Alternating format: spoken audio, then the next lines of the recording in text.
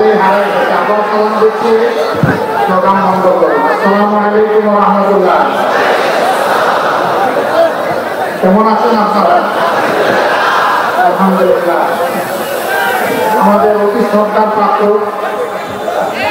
জয়পুরহাটের হাটবাসীর প্রিয় নেতা, বাংলাদেশ জামাত ইসলামের সাবেক ভারপ্রাপ্ত আমির জনাব আব্বাস খান সাহেব এলাকার মানুষ, আমাদের প্রিয় মানুষ, শ্রদ্ধার মানুষ, ভালো মানুষ। আপনাদের কাছে দুটি অনুরোধ। একটি হচ্ছে সাংবাদিক বন্ধুরা এখানে দাঁড়িয়েছেন, পেশাগত দায়িত্ব পালন করবেন। এতে পিছনে যারা আছেন তাদের একটু কষ্ট হবে, আপনারা একটু ধৈর্য ধরবেন, তাদেরকে দায়িত্ব পালন করতে দিলেন। দ্বিতীয় অনুরোধ, আমরা লম্বা বক্তব্য রাখবো না, আমাদের বক্তব্যের অংশটুকু আপনারা হৃদয়ে ধারণ করে জয়পুরহাটের ঘরে ঘরে ইনশাআল্লাহ সেই পর্যন্ত আপনারা সকলে ধৈর্য ধরে আমাদের সাথে থাকবেন ইনশাআল্লাহ। আলহামদুলিল্লাহি রাব্বিল আলামিন, আসসালাতু ওয়াসসালামু আলা রাসূলিল কারীম ওয়া আলা আলিহি ওয়া সাহবিহি ওয়া আহলিহি আজমাইন। বাংলাদেশ জামাত ইসলামী ঐতিহ্যবাহী জয়পুরহাট জেলা শাখা কর্তৃক আয়োজিত আজকে সম্মেলনের সম্মানিত সভাপতি, জয়পুরহাটবাসীর প্রিয় নেতা, মাটি এবং মানুষের নেতা, জেলা আমির জনাব ডক্টর নজরুল আহমদ সাঈদ, কেন্দ্র থেকে আসা বিশেষ অতিথি, বাংলাদেশ জামাত ইসলামের কেন্দ্রীয় নির্বাহী পরিষদের অন্যতম সদস্য, সহকারী সেক্রেটারি জেনারেল, উত্তরবঙ্গের গর্বিত সন্তান, আপনাদের প্রিয় মানুষ জনাব মওলানা রফিকুল ইসলাম খান, মঞ্চে বসা অতিথিবৃন্দ, নেতৃবৃন্দ, শহীদ পরিবারের সদস্যবৃন্দ, সম্প্রতি আন্দোলনে জুলাই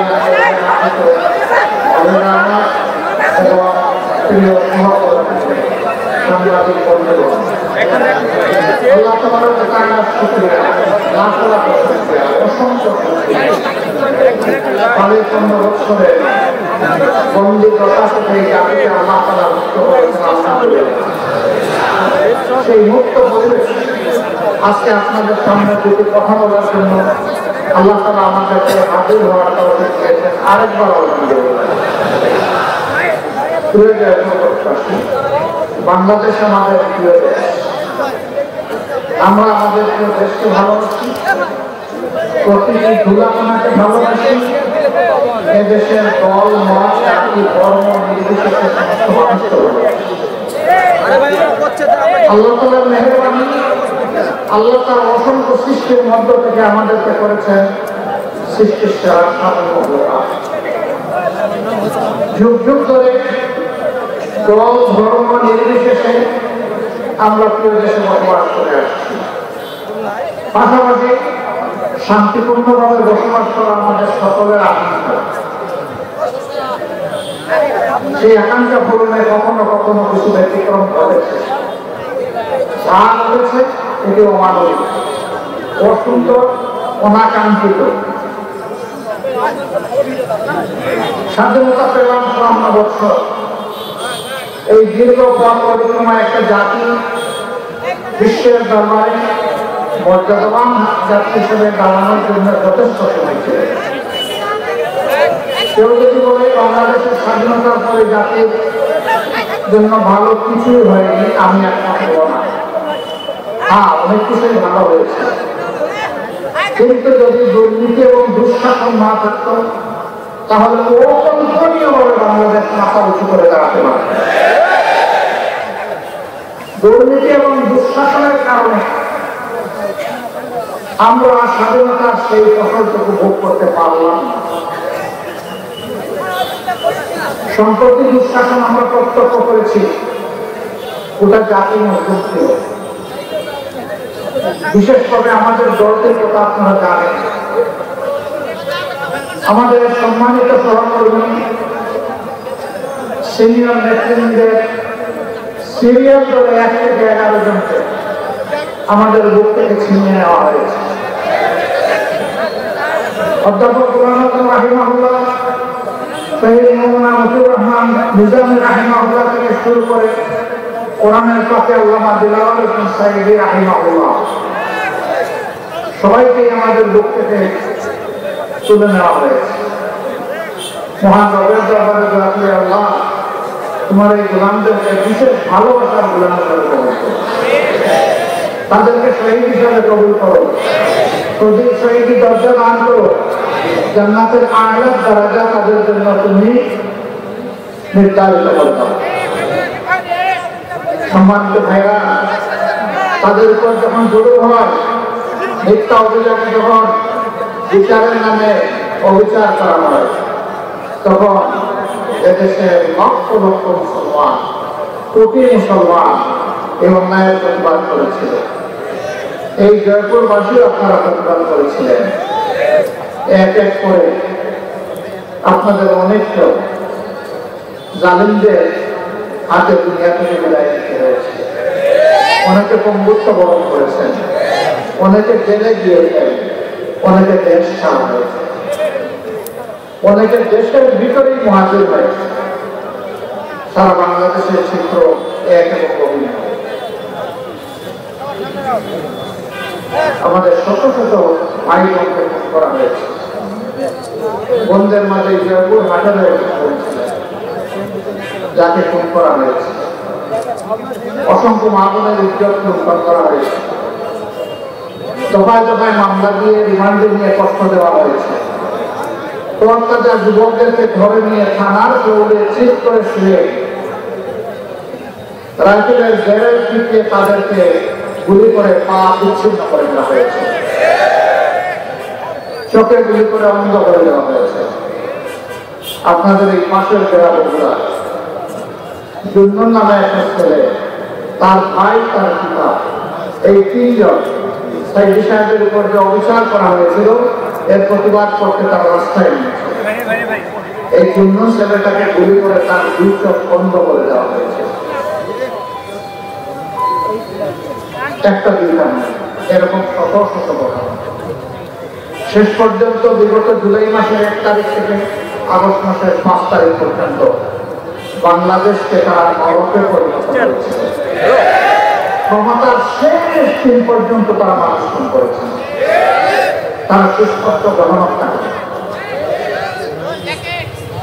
গণহত্যার বিচার আমরা চাই, প্রত্যেকটি গণহত্যার বিচার হতে হবে। আমরা সরকারকে বলি অগ্রাধিকারের ভিত্তিতে গণহত্যাকারীদের বিচার করি, শহীদদের আত্মা শান্তি পাবে, আহতরা একটু শান্তি খুঁজে পাবে, 18 কোটি মুসলিম মানুষ খুশি হবে।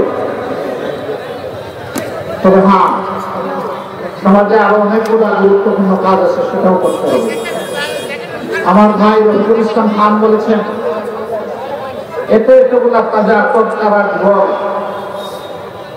1,000 থেকে 2,000 তারা খুন করলেন 1 মাসের ভিতরে। তারা জীবন দেয় নাই যেন তেন ভাবে আমরা কেউ যে ক্ষমতায় বসে যাবো এই জন্য।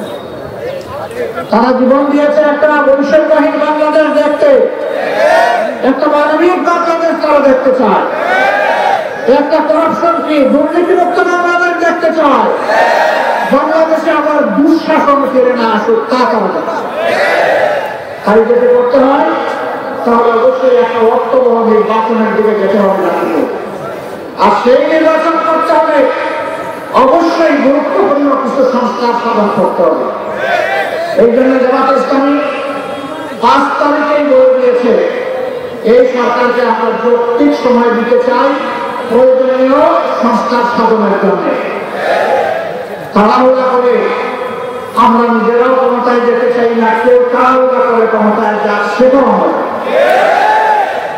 আমরা চাই একটা সুস্থ নির্বাচনের মধ্য দিয়ে আল্লাহ তাআলা যাদেরকে সুযোগ দেবেন,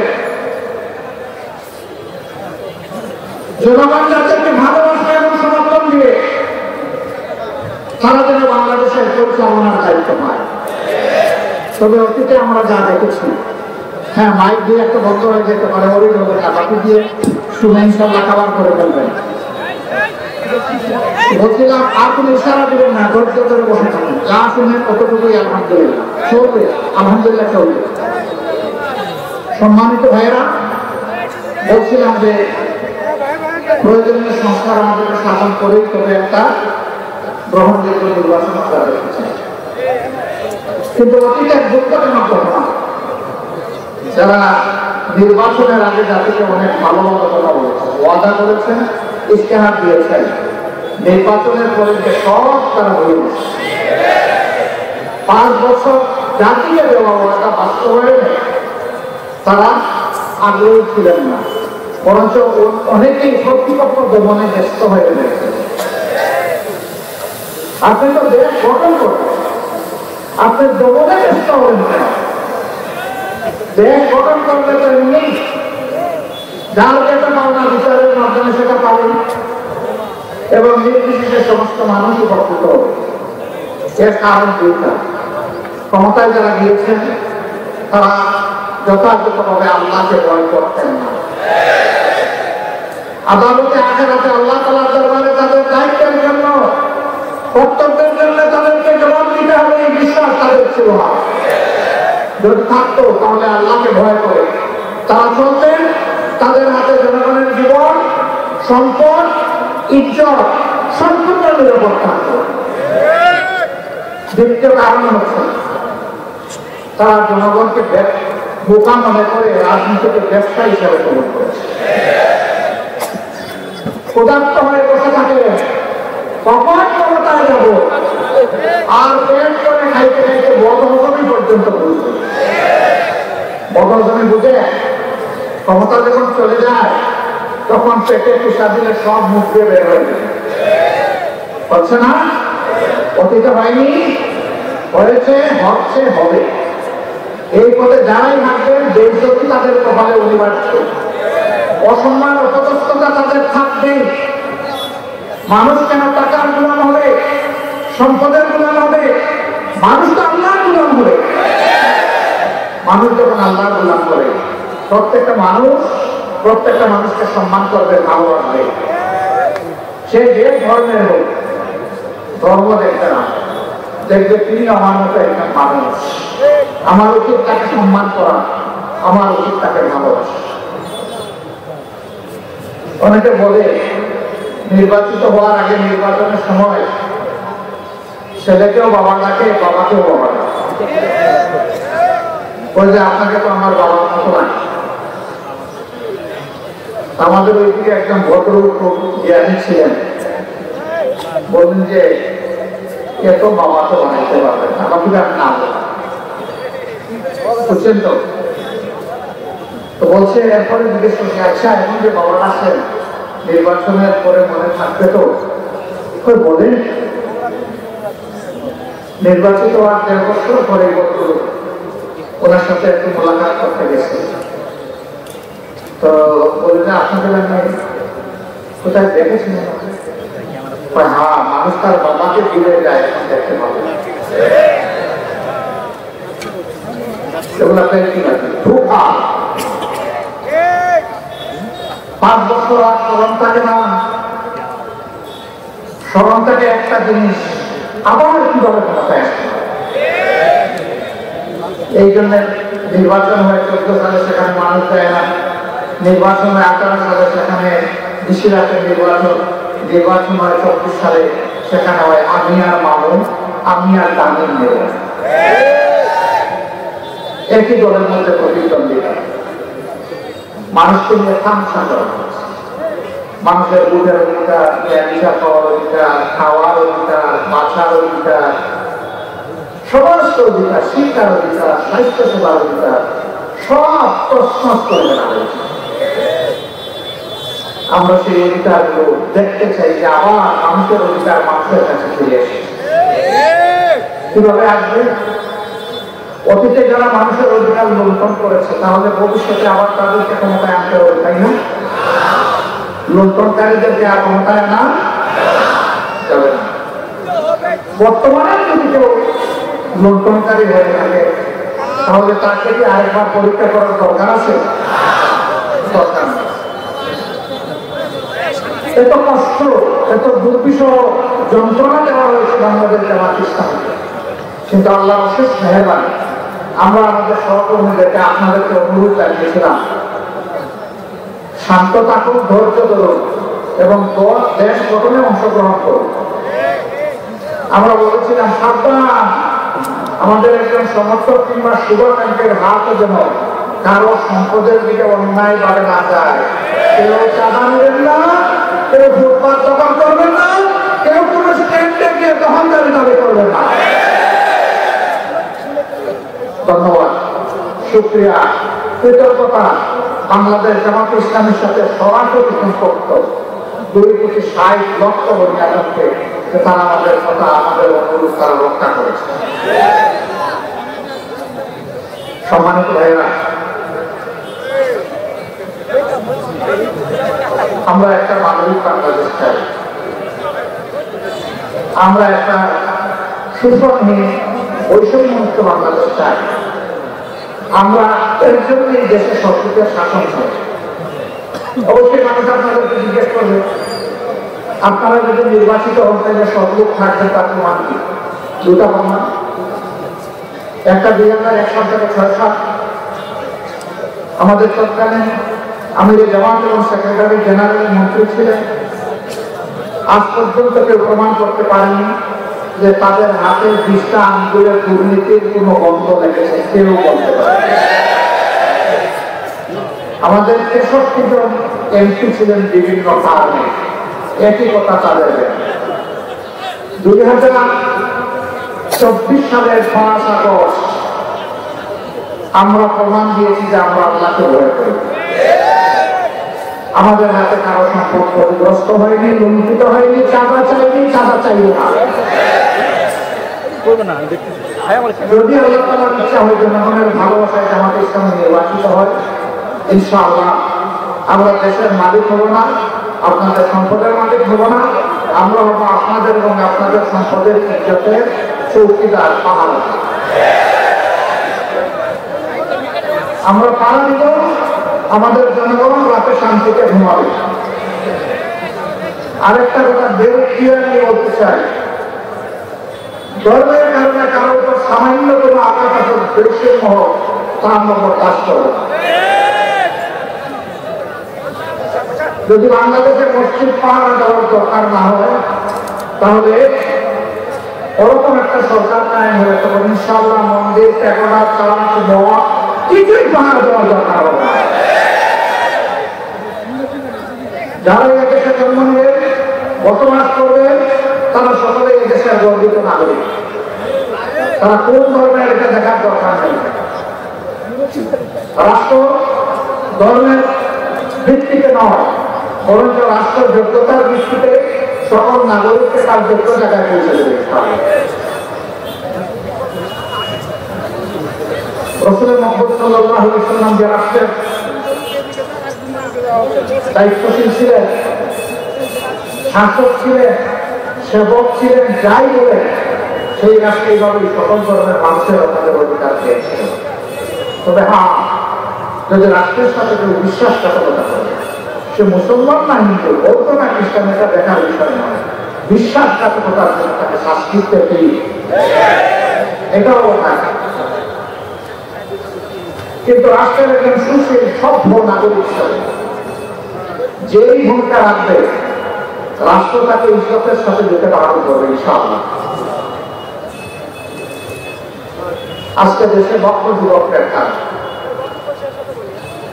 বেকারত্বের হার 34%, আমরা এটা দেখতে চাই। কেন? কারণ একটাই। কেন দুর্নীতি? কারণ একটাই। কেন দুঃশাসন? কারণ একটাই, যে দেশে সুশিক্ষার কোনো ব্যবস্থা নাই।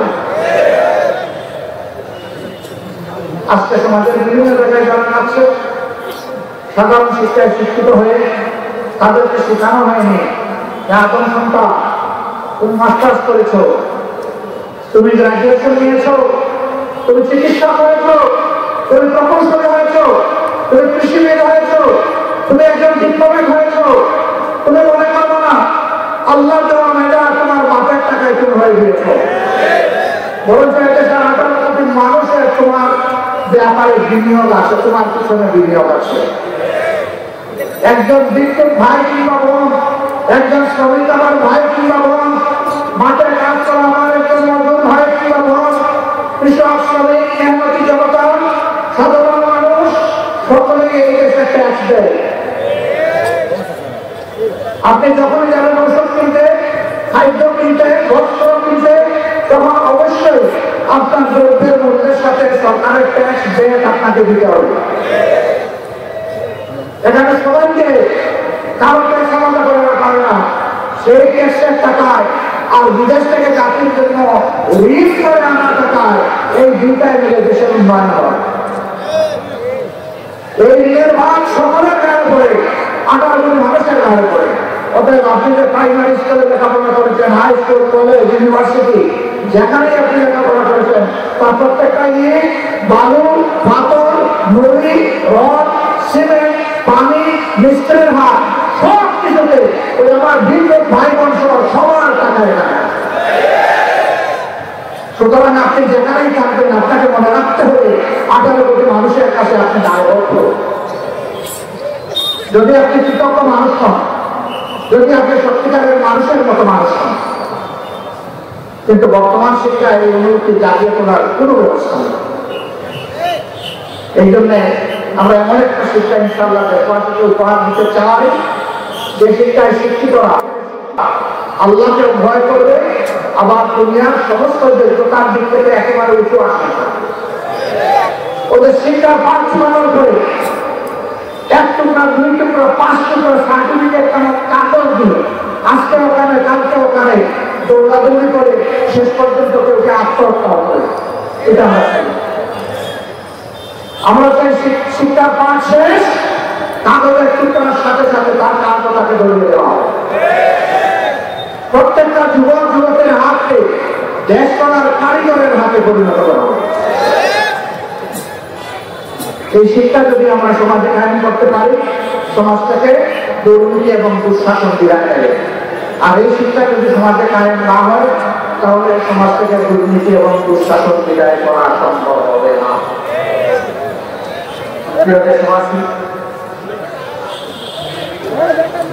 এদেশের অর্ধেক মানুষ পুরুষ, অর্ধেক মানুষ নারী। জীবনের তাগিদের প্রয়োজনের খাতিরে নারীদেরকে বিভিন্ন পেশায় নিয়োজিত হতে হয়, কিন্তু আমরা প্রায় তাদের দুঃখের কথা, কষ্টের কথা, সম্মানহানির কথা, অপদস্থতার কথা আমরা গণমাধ্যমে দেখতে পাই। সমাজে যা করে তার খুব কমই আমরা জানতে পারি।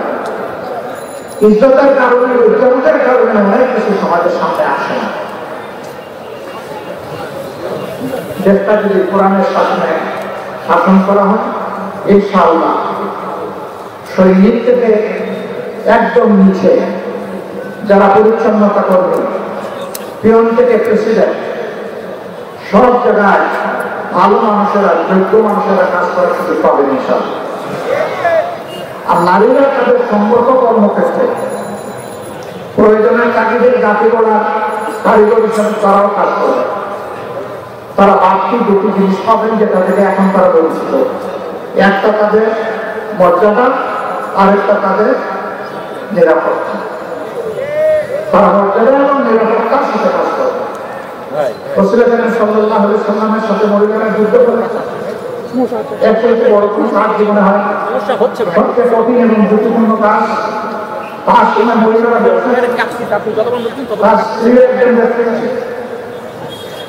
তার সময় মহিলারা উন্নতের শিক্ষক হিসেবে কাজ করে। তার সময় নবী করিম সাল্লাল্লাহু আলাইহি ওয়াসাল্লাম বিভিন্ন গুরুত্বপূর্ণ সময়ে মহিলাদের কাছ থেকে পরামর্শ নিয়েছে। হুদায়বিয়ার সন্ধির কঠিন সময়ে যখন কোনো সমাধান খুঁজে পাওয়া যাচ্ছিল না, তখন সঙ্গিনী স্ত্রীকে বলেছেন কি করব। তিনি পরামর্শ দিয়েছেন, হে আল্লাহর রাসূল, আপনার সঙ্গীরা তো আপনারই অনুগত, আল্লাহ তাআলার অনুগত। এই কাজগুলো আপনি আগে করে দেবেন, তারা এক মুহূর্ত দেরি করবেন না, তারা সাথে সাথে স্ত্রীর কথা শুনে তিনি করলেন, সাথে সাথে সমাধান হয়ে। তাহলে রাষ্ট্রীয় গুরুত্বপূর্ণ কাজেও তাদের অংশগ্রহণ করার সুযোগ দিয়েছে। সম্মানের সাথে এবং নিরাপত্তা। যদি দেশটা ইসলামের রাষ্ট্র হয় তবে এটা তাদের জন্য সাপ। অনেকে বলতে এইটাতে পড়বেন আপনারা সব ক্ষেত্রে, এটা প্রমাণ কি বলে? হ্যাঁ, আমরা নিজেরা কিছু প্রতিষ্ঠান চালাই, সেই প্রতিষ্ঠানগুলোতে শত শত কর্মী কর্মচারী কর্মকর্তা কাজ করে। এরকম একটা প্রতিষ্ঠানের সাথে আমারও সম্পর্ক, একটা মেডিকেল কলেজ। আল্লাহ তাআলা আমাকে এটা প্রতিষ্ঠাতা সভাপতি দান করেছেন। 2200 কর্মকর্তা কর্মচারী সেখানে কাজ করে, উচ্চ শিক্ষিত মানুষ থেকে শুরু করে একেবারে সাধারণ কর্মচারী সেখানে আছে। সেখানে আমরা কোন ধর্ম থেকে কাউকে কাজের নিয়োগ করি নাই, আমরা তার যোগ্যতা দেখে কাজের নিয়োগ করি। সকল ধর্মের মানুষ সেখানে কাজ করে, সকল ধরনের ছাত্রীরা সেখানে লেখাপড়া করে। এটা শুধু মেয়েদের জন্য হয়ে গেছে। একজন সাংবাদিক আমাকে বললো এটা কি সত্য? আমি বললাম যে আমি কোনো জবাব দেবো না, আপনি চলে যান, আপনি ইনভেস্টিগেশন করেন, ইনভেস্টিগেটিভ জার্নালিজমের মাধ্যমে আপনি জাতির সামনে আমি যদি অসত্য কথা বলি সেটা তুলে ধরেন। তিনি গিয়েছেন জাতির সামনে তুলে ধরেন। তিনি কিছু যারা মুসলমান নন এমন কর্মকর্তা কর্মচারী ইন্টারভিউ করেন, জিজ্ঞেস করেছেন কেমন ফিল করেন। বলে যে যতদিন চাকরি আছে এখান থেকে ছেড়ে যাবো। কেন যাবেন না? বলে যে এখানে আমাদের সম্মান করা হয়। আমি যখন মাঝে মধ্যে যাই, আমি তখন ওখানকার সিনিয়রদেরকে খুঁজে বের করি, ইউনিয়ন গার্ডদেরকে খুঁজে বের করি, আমার ওয়ার্ড বয়দেরকে খুঁজে বের করি, বের করে একটু বুকে জড়াই করি। ওদের ঘামটা আমার কাছে আতরের সুগন্ধের মতো লাগে, কারণ এদের ঘামের উপর এই প্রতিষ্ঠান চলে। এরা এই প্রতিষ্ঠানের প্রাণ। এদেরকে যদি আমরা প্রাণ দিয়ে ভালোবাসি, এরাও প্রতিষ্ঠানটাকে দেশটাকে ভালোবাসে। এবং এটাতে এমন একটা জায়গা যেখানে মানুষ অসহায় হয়ে সেবা নিতে আসে। সুতরাং এরা যদি ভালো পরিবেশ পায়, ভালো মনসী হয়ে গড়ে ওঠে, এখানে নিতে আসা সেবা নিতে আসা মানুষগুলো এখানে আসে। আমি নিজেকে ধন্য মনে এদেরকে বুকে জড়াই দেব। আমি আরেকটা কারণে জড়াই ধরি, আল্লাহ করেছে গরিবের থেকে গরিবরা 500 বছর আগে আল্লাহ জান্নাতে ঢুকবে। আল্লাহ যদি ওই সময় এদের ভাইরা আমারও মেহমান করে দেবে। এই জন্য আমি তাদেরকে ভালোবাসি। আমি আমার একজন কর্মচারীকে কখন তার ভুলের জন্য অপরাধের জন্য আরেকজন কর্মচারীর সামনে বিচার করি না। যদি কোনো নারী কর্মচারী বা কর্মকর্তা এরকম করেন, সেটা আরেকজন নারী রাখি তার সামনে। কিন্তু পুরুষ হলে একজনই যথেষ্ট। গাড়ি গিয়ে খাবার করে শাসন করি না, মাথায় হাত দিয়ে বলি বাবা তোমার কাছে এটা আশা করি।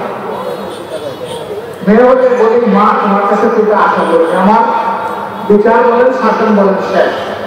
শুকুর মা বুঝে আমার যে ভাইটাকে বোনটাকে মেয়েটাকে ছেলেটাকে এরকম শাসন করেছি, জীবনে আপনাদেরকে আমার দ্বিতীয়বার শাসন করার প্রয়োজন হয় না। মানুষকে সম্মান দিলে মানুষ এই সম্মানের প্রতি জানবে। আমরা এমন একটা সমাজ গঠন করতে চাই যেই সমাজে প্রত্যেকটা মানুষকে সম্মান করবে এবং ভালোবাসবে। এর নাম হচ্ছে মানবিক সমাজ, মানবিক বাংলাদেশ।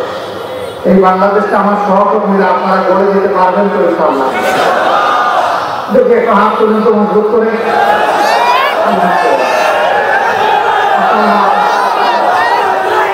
অনেক যেহেতু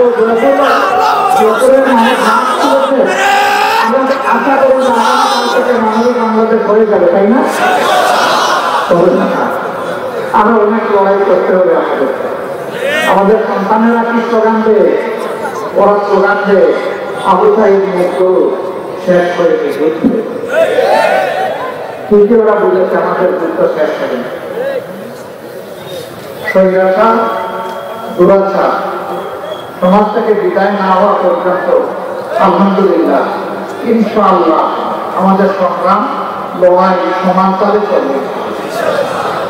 তাতে যতদিন লাগে আমাদের কোনো কারণ নাই। জীবন একটাই, মার পেট থেকে একাই এসেছি, কবরের পেটে একাই ঢুকবো। সেই দুটোটা যেন আল্লাহ তাআলার কাছে পছন্দের, সেই জীবনটাই চাই। আসলে আজকে থেকে আমরা জমে জমে ঘরে ঘরে ছড়িয়ে পড়ে। মানুষকে বলি যে আল্লাহ আমাদেরকে সৃষ্টি করেছেন, সেই আল্লাহ দেওয়া আইনি আমাদের সকলের জন্য উত্তম সমাধান রয়েছে। সেই সমাধানের দিকে আমরা যেতে চাই, আপনারাও আমাদের সঙ্গে যারা রাজি হবেন তাদেরকে একটু বলবেন, আপনাদের একটুখানি ভালোবাসা চাই, একটু সমর্থন চাই, একটু সহযোগিতা চাই, আপনাদেরকে পাশে চাই, আপনাদের বুঝের বিছানায় আমাদের জন্য একটি জায়গা চাই। আপনারা পারবেন যে দাওয়াতটি বুঝতে, কোরআনের এই দাওয়াতটি বুঝতে পারবেন? আল্লাহ রাব্বুল আলামিন আপনাদের সকলকে উত্তম হায়াত দান করুন, সুস্বাস্থ্য দান করুন। এই জেলার উপর আল্লাহ তাআলা রহমত নাযিল করুন। আল্লাহ তাআলা শান্তির ফয়সালা দেশবাসীর উপর দান করুন। আগামীতে একটা মানবিক বাংলাদেশ মিলেমিশে হাতে হাত মিলিয়ে, হাতে কাঁধ মিলিয়ে গঠন করার তৌফিক আল্লাহ তাআলা আমাদের দান করুন। আসসালামু আলাইকুম ওয়া রাহমাতুল্লাহি ওয়া বারাকাতুহু। বাংলাদেশ জিন্দাবাদ, বাংলাদেশ জামাত ইসলামী জিন্দাবাদ।